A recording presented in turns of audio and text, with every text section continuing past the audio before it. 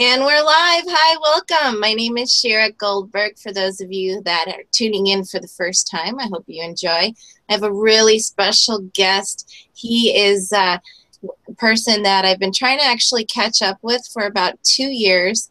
His expertise is in the area of wellness and recovery. He's the CEO of Foundations for Recovery and Wellness International. And please give a warm welcome to Anthony. Anthony Eldridge Rogers. He is visiting us actually from Vietnam in Hanoi. So thank you. I know it's really early there. Sure is. Well, it's not so early, but it's kind of a lot earlier than where you are. Yeah, we're just winding down here in Northern California, and you're just raring to go over there. So it's really a pleasure to not only get to interact with you for the show, but I've just really appreciated once I was able to connect with you, just how warm and welcoming and compassionate you are, and that really translates, which is a good thing considering the work that you do. So why don't you tell the audience a little bit about who you are and why it's so important to note that you're in Vietnam and Italy and England and the jet setter. Well, yes, I know it sounds a little jet setty, but it's not as glamorous as you can make it sound. But thank you very much, Shira. It's really great to catch up with you, and really great that we got this call together after a few attempts. And I just maybe should start talking about Vietnam, because it's so exciting to be here, and it's such an interesting opportunity for me, because Vietnam is a country, like many countries in this area, that is trying to update their a lot of their services for people with addiction problems, and I'm part of a new project that they are bringing online, hopefully nationally in Vietnam, which is going to replace the system that they've had before, which wasn't really very effective or compassionate, and wasn't doing a good job. So very exciting to be here, and it's fairly challenging, because most of the time I'm working through translators and interpreters. But what's really amazing is just how when you can get past the cultural barriers, and you can get the language problem challenges sorted out. It's just incredible. These people are incredible, and their appetite for change and their appetite to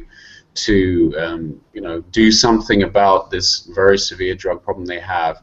It's really inspiring, and it's been a privilege, actually, and an honor to be able to come out here and do this work. So I'm very fired up about that.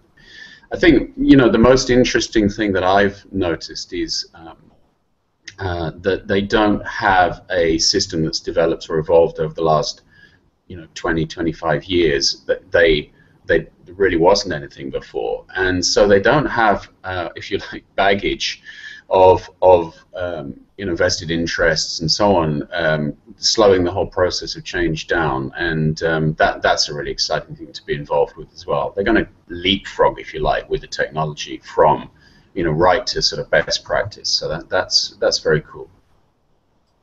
And it's always easier to learn something rather than learn and unlearn and relearn. So they have that advantage, and they have you as a huge advantage. So there's no room for all of this humility on the addiction show. Please tell us how you were appointed to do this service over there in Hanoi. Well, it was actually, I was introduced to this project and this organization that I'm working with through a colleague of mine in North America, John Hamilton, who runs a big program in Connecticut, Recovery Network of Programs, and he's a huge advocate for the leading edge of thinking about how we can work with people to develop recovery. And so he and I we talk quite a lot, and we're very aligned on our strategies, and he's a big supporter of recovery coaching and coaching in general. So he made an introduction, and then we started some dialogue, and one thing led to another. So I have John to thank for the introduction, and I have also want to say that the Vietnamese are very hungry for what will work really well. You know, they're really hungry to make a system that's effective, and you know, this very much drove my conversation with them. That's what they were most interested in talking about, really. You know, how do we help people sustain recovery? Because giving them acute intervention services is not so complicated. You know, they're putting in methadone programs and various other kinds of intervention structures at a treatment level. The real question they've got, and the real question we're hoping to answer is, you know, how do we get these people to rebuild their lives, be productive, be fulfilled, be integrated into community, you know, and sustain what they've started with the treatment process. So, you know, that's what I'm helping them answer.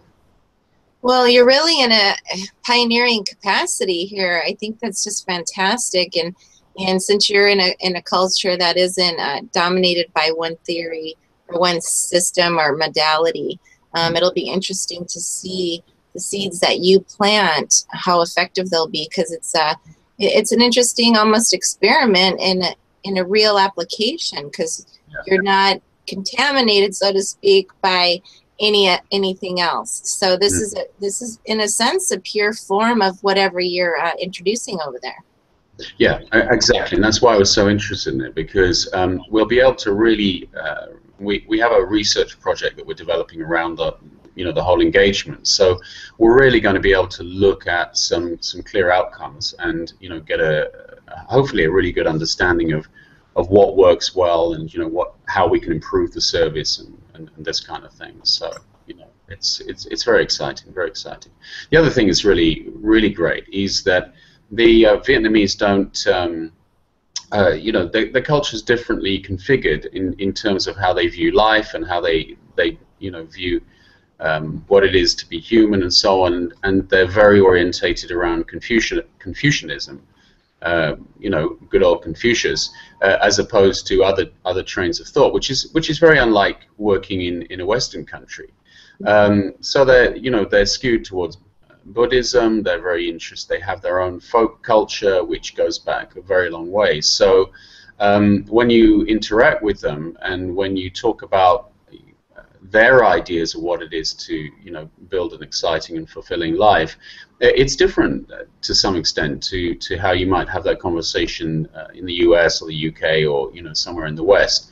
And that's very interesting as well, because what we want to see is, you know, do the principles hold true cross-culturally in this way, and the principles of our work. So I mean, my hunch is so far, absolutely, because we're all human beings at the end of the day, trying to make sense of our lives on the planet. So, and they're no different to us, you know, of course. So I think it'll work out. But the cultural tweak is quite interesting. I think it's really fascinating. A lot of us in the States, we are learning. There's a lot of overlap because of the necessity and I guess sense of urgency related to addressing addiction in all sorts of populations. And this is translating well when we understand and appreciate the cultures of our clients. So we are just beginning to really not only embrace that concept, but to start expanding and really getting to understand other cultures, and you seem to be right along with that process as well. Yeah, yeah, and it's what I'm very interested in people and how people work. So yeah, for me personally, it's a very interesting exploration. I think the other thing that is really important as well is that we're bringing in you know, our model that we train, or philosophy, if you like, under which we train, is what is called a multiple pathway philosophy. So essentially, it doesn't promote. We don't promote any one particular way for an individual to recover. So we understand that recovery comes about in quite, you know, a very large number of ways, and there are, you know, people put it together for themselves quite differently. So we're not sort of promoting a total abstinence kind of agenda or a 12-step agenda. So it's multiple pathways, and it's multimodal, and that's also something that they've been really interested in as well, because they have some interesting institutions here, if you like, or cultural institutions, which I think wouldn't fit with some things, but would fit with others in terms of developing recoveries. So, again, it's going to be interesting to see how that plays out. But the multiple pathway model is certainly one of the things that they were really excited about. Well, I'm really excited about it too, because it always made sense to me that we're all individuals and culturally we're different, and so different things would resonate with different people, different populations. So I really appreciate that approach, because you're not saying you're doing something wrong on your own journey to trying to be in your recovery, whatever that looks like for you. So it gives people the option to explore a little bit, so they're not so caught in one particular stream of thought. Yeah, I mean, absolutely, and I mean, it's probably, in a way, I think one of the single most important aspects of starting to engage with anyone or with a group. To really understand that how it's going to play out. There isn't a cookie cutter approach. You can't sort of put in something and say this will absolutely work for everybody. It's just there's no evidence to support that either. What we know is some things work for some people, other things work for others, and what we want to have is an environment where people can get to the widest possible choice about how they go about it. So that's what we're trying to build here, and that's actually what I try to build everywhere. That's what our training work is founded on, that principle. So let's go into that. You are a trainer. You've been in this for quite a few years, 35 years. So tell us, what is your capacity with what you're doing now, and what is your focus? Yeah, okay, so focus is, you're quite right, I have been around this field a hell of a long time, so it's been really interesting. I think you and I spoke before, and we talked a lot about the development of treatment industry and so on. So I won't go into a big thing about that here, but just to touch on it, what I observed is that there has been this sort of steep growth over the last 25 years of if you like the industry, the medical industry of treatment delivery, and that was not a problem, and that was fine by me. And initially, I thought this was a really great thing. But what I started to become over the years, I became more and more uneasy with outcomes. So really, what I mean is,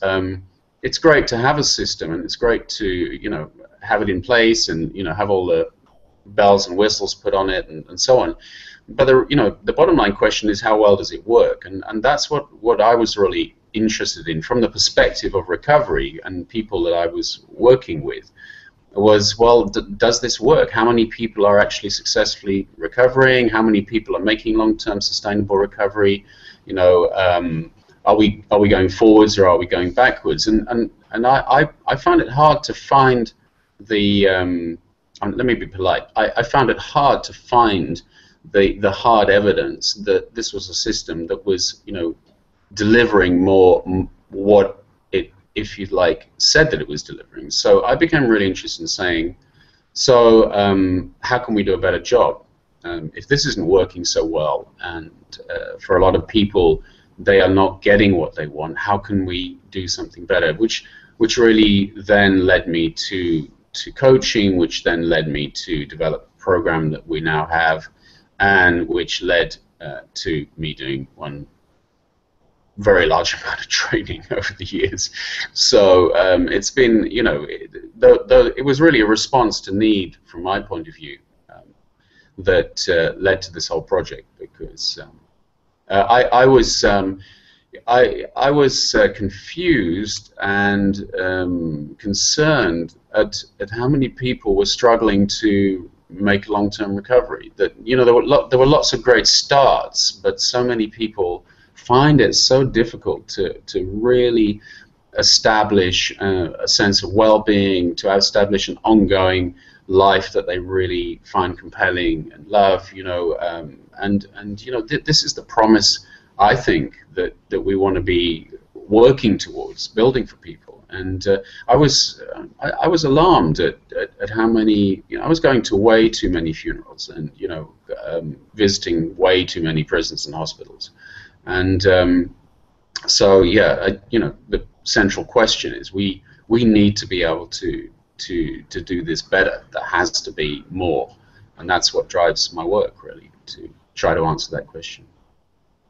So you really have a well-rounded perspective, and you have the history to be able to see through some decades what's been happening and how it's been modified, and it's kind of evolving. I really like to believe that our knowledge of recovery as well as addiction is continually evolving, and that gives me a lot of hope, and I feel a little more optimistic, because yeah. I agree. What we're doing now, there's too many. I mean, in America, we have more prisoners per capita than any country in the world. Right. So we need to relook. We need to look at that and maybe address these issues in a different way, which I'm starting to see now. So that's really encouraging. So for the work that you do, to see it expanding into different countries around the world is really just fantastic. I'm really excited about that. Well, thank you, Shira. I mean, something you said there is pretty important. I mean, in terms of you know, this correlation between you know, people in prison and drug use or substance misuse. I mean, you see this. It's the same in Vietnam. You know, when you look, they have pretty much a similar profile. You know, when you look at crime, you look at it from the perspective of people being in prison, and then you overlay and look at the correlation with substance misuse, drug use. You see the same picture.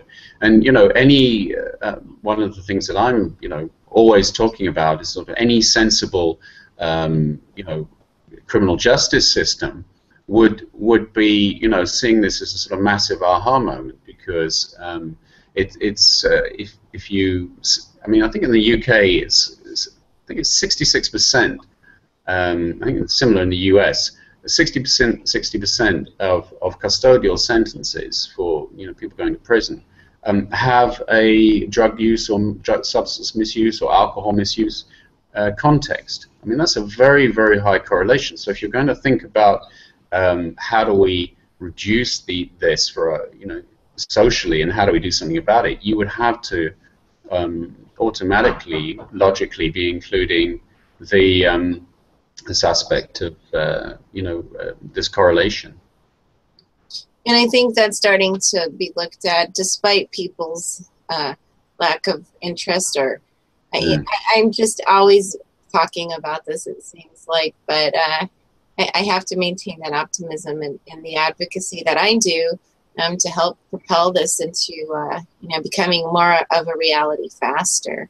So we're seeing that here in California, and it's really encouraging. So I'm glad you're doing the work that you're doing, and I think there's just so many of us around the world that are really vested in seeing this the propulsion of multi-modality approaches, and also just to be more open to, hey, we need to do something that's effective long term. And from what I've seen, we don't have a lot of sustainable options.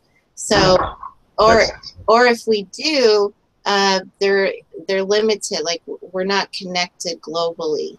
So there's a little patch over here, a little patch over there. So it's really nice to have a more cohesion, and see, and working together to see how we're changing this together. So on that note, I'd like to talk about how you are having this conference in London. Right.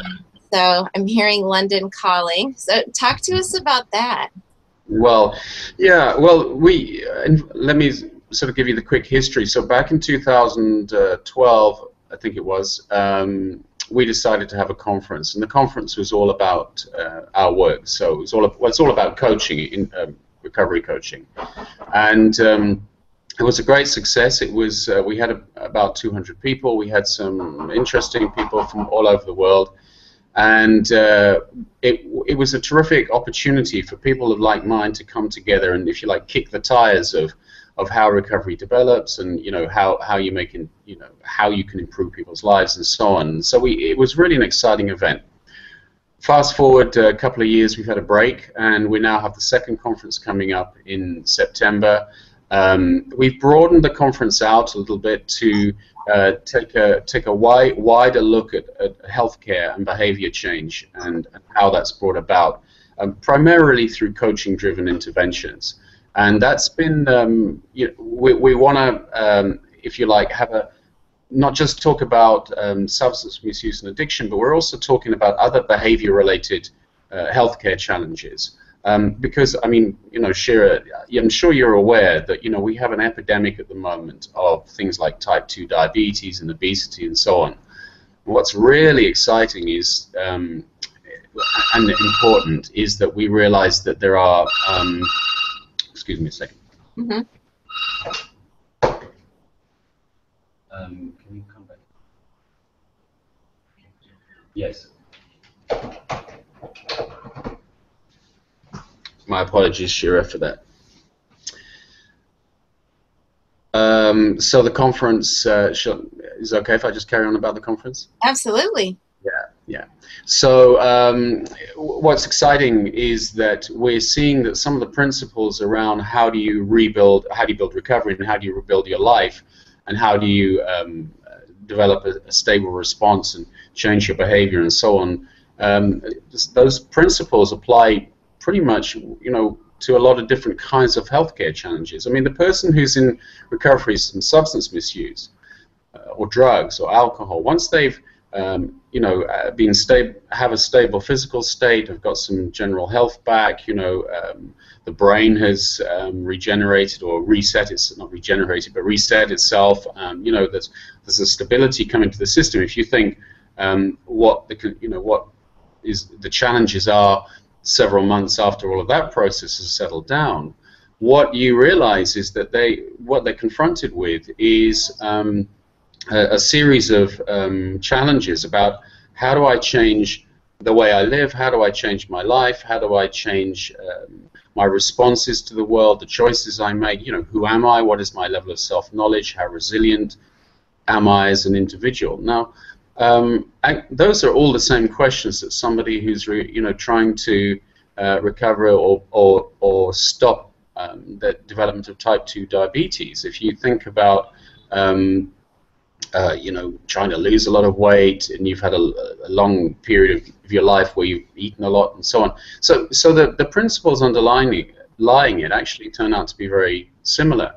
So we're bringing this into the conference as a framing, so that we can understand addiction recovery and substance misuse recovery not as a sort of island of its own kind of speciality that that's kind of different to every other kind of human challenge, but actually to see that it's part of a broader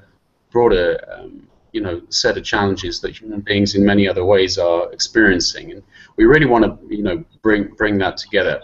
We're also looking at we have a professional coaching track, so really we're just going to be looking at and having some great people talk about what does it mean to have a coaching practice and be a recovery to wellness coach. How does that happen, and how does it fit with other modalities and other offerings and other professions. And then we have a professional track as well, which is about organizational development, which is another huge topic that it's so interesting to look at how organizations are dealing with the need for recovery inside their organizations. Well, the answer is they're not really dealing with it. They see it as something that is not really their concern. It's somehow the individual's concern, or the concern of the medical profession. But in fact, again, the research and the data shows us that these kinds of issues inside workforces, so alcohol misuse, substance misuse, stress, anxiety, type 2 diabetes, I mean, you know, they're very high, and bringing this recovery approach to it, I think has really interesting potential. So we're going to be talking about that at the conference, and we've got some really interesting guys coming from organizational development as well. So yeah, it's going to be a mixed bag, as they say, and you know, something for everyone. So I hope, you know, so something for coaches and something for policymakers and all sorts of people. So where and when is this conference? It is on the end of September, the 29th, 30th of September. It's in London at an organisation called the Royal Society of Arts, the RSA, and which is an organisation I've been a fellow of for a number of years. Interesting organisation.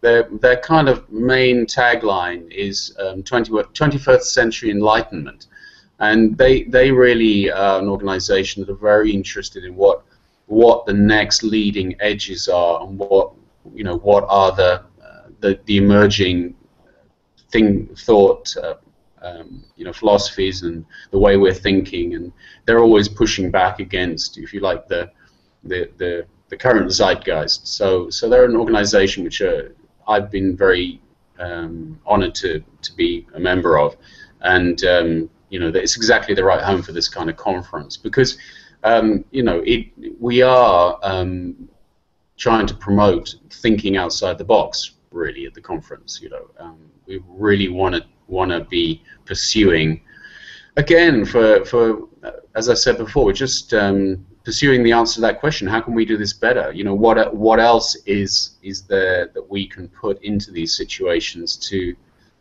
do a better job? So yes, that's the conference, and you can click our conference link and find out all about it, and you can register to come to the conference there too, obviously. So I can give you the conference link if you like. Absolutely. Yeah. So it's www.conference.frcint.com.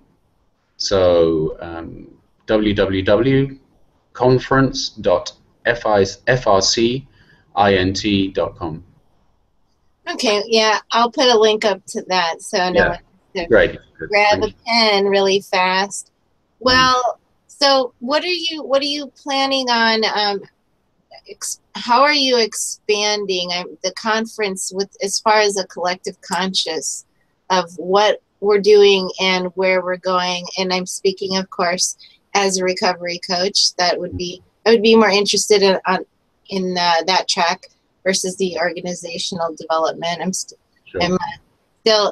where I'm at. So talk a little bit about what you're seeing as far as just people's different kind of perspectives now on recovery coaching. I think a lot of people I deal with just really aren't sure exactly what coaches do in the aspect or the realm of recovery. And you are incorporating the wellness, more holistic components to it. So can you, just for people that are still a little unsure of what recovery coaching entails, share your thoughts? Yeah, sure. So it's a good question, because there are a lot of collapsed ideas about. So we hear the term recovery coach being used, but it doesn't necessarily mean the same thing. So I can only speak about our point of view and how we see it. So the reason that you will have noticed that we have the word wellness added into our role, so we train recovery to wellness coaches, is because after a few years I began to see that we were there was a tendency for us to get caught in the early stages of recovery, in the sense that people started to think about recovery coaching being all about working with people who were in quite dramatic circumstances, whose lives had fallen apart, and they were trying to put them together, and there was all sorts of struggle and suffering in those around them, and so on, and that was their primary, area within which they'd be working with people. But of course, you know, that is absolutely true. That definitely a recovery coaching relationship can start off there. But you know, the question is, where are we heading? What is this all about? Where is this relationship that you create with someone you're coaching? Where do we think it's going to end up? Where do we want it to end up? Where does the client want it to end up? Well, generally, I would say that most people want it to end up in what we call wellness, well-being. So if you go out and you find people who've been successfully through the recovery process, and you take a look at their lives, and we've done a lot of this, and we've done a lot of data gathering around this as well, and we say, well, what are the markers? You know, what are these people doing? How are they living their lives, and so on? You see that what is concerning them in the mature recovery phase is really very different to what was concerning them at the beginning of their recovery journey, and also, you know, everything's changed a lot for them. So the way they're thinking about their lives, you know, what they understand about themselves has changed. So our training and our approach to the idea of being a coach is across this whole, I call it, you know, continuum of recovery. It's right from day one, which says, you know, how do we step by step get through this early, you know, difficult stage. But then takes them through, you know, the whole process as that matures, you know, 1 year, 2 years, 3 years, and, you know, even much longer down the line. How you would coach somebody who is just a few weeks into recovery, it's quite different to how you would coach them, you know, coach somebody who was 3 years into recovery. So what they're concerned with is very different. So we wanted to have a skill set and have a training program which, you know, absolutely addressed this framing. So that's really you know, crucial, and that's why the wellness and the well-being part is brought in. So having created this sort of well-being and this wellness, and the concern is, well, how do we support them? How do we coach people to develop really transformational, fulfilling lives? And that becomes the role of the coach. And that's a very exciting place to be a coach. And I recommend that coaches have balanced practices where they're not just working with people who are in early recovery, because again they can start to think that, you know, that's what it's all about. So that's an important part of our positioning, Shira. Well, I'm just so glad you touched on that, because it really is such an important point. We are evolving, and so our information and our levels of awareness continue to evolve with us. So it's really exciting that you're promoting just overall wellness, because that's pretty much where I work with a lot of people. They're already in recovery, or they're already pretty solid, and they're looking for what's ahead. They're not looking so much in the past. They're looking, you know, excitedly toward their future. And I think we can be a really strong advocate for them in that process. Yeah, absolutely. And it's also, you know, it makes sense as well, because I mean, I do understand the problems that you know, systems and services have. Is, you know, it's about resources. But we know the other thing that I like to talk about is the fact that you know, treatment interventions are relatively short term. I mean, in the sense that, you know, nobody's in it, or should be, or we wouldn't want them to be in a treatment system for very long. So recovery is all about what happens after that. And somebody once said to me, really, you know, I really like the way they put it. I said, you know, treatment is, you know, taking the taxi to the station. Recovery is taking the train from the station to an unknown destination, you know. And I really like that, because it sort of, you know, expresses it really well. So what I'm really interested in is, you know, who's on the train with you, and, you know, what do you need to be on that train, and, you know, how do you make that long-term life journey? And that's again what we're focused on. So, you know, our work is not an alternative to treatment as such. If people want to take treatment and it's an appropriate engagement for them, you know, that's fantastic. I've coached a lot of people into treatment and, you know, back out again, and so on. So, but you know, it's just this way of thinking. I think what I'm trying to say is this thinking about the whole system is what I'm really interested in, and not just sort of zooming in too much into one small part of the system, and then what can happen then is we make up that that's the whole picture, and it's having this meta view, if you like, which is really important, I think, for working as a coach. Well, you're doing all of this exciting and amazing work around the world, and it's really interesting to keep up with you, finding out your latest and greatest information and resources. The conference sounds really exciting. For any of you who are interested in just checking out more about the recovery coaching aspect, Anthony has a blog. He has a lot of great resources on his website, Foundation for Recovery and Wellness Coaching UK, which is www.recoverycoachingfoundation.co.uk. We'll also provide a link for that as well. And it's a really great website, lots of information, so you can, you know, stay pretty busy clicking around. I really appreciate your time all the way from Vietnam. I never thought I could say good morning, Vietnam, and now I can. It's really just just so encouraging and rewarding to see your efforts leading us into such a healthy direction. Thank you very much, Shira, and it's really, thank you so much for, you know, inviting me to come and talk to you, and sure we'll talk again. If I could just give you a quick add to what you said about websites. Our main FRC International website, so we have a UK organization, we also have an international organization, is www.frcint.com, which I think is on the bottom of this blogcast or videocast. So people, you know, very welcome to go there, and we're changing our websites as we go along, and all the details about how to get trained with us and so on are on that site as well. So that would be great if you could add that link too. Absolutely. I will add every link possible for you. I want people to really learn about you and your work and just how expanding your efforts really are. I think it's really just a good indication of great things to come, and you're one of the pioneers in that direction. So thank you so much for joining us on the Addiction Show. Yeah, thank you so much, Shira. It's been a real honor to be here. Thank you very much. See you again soon.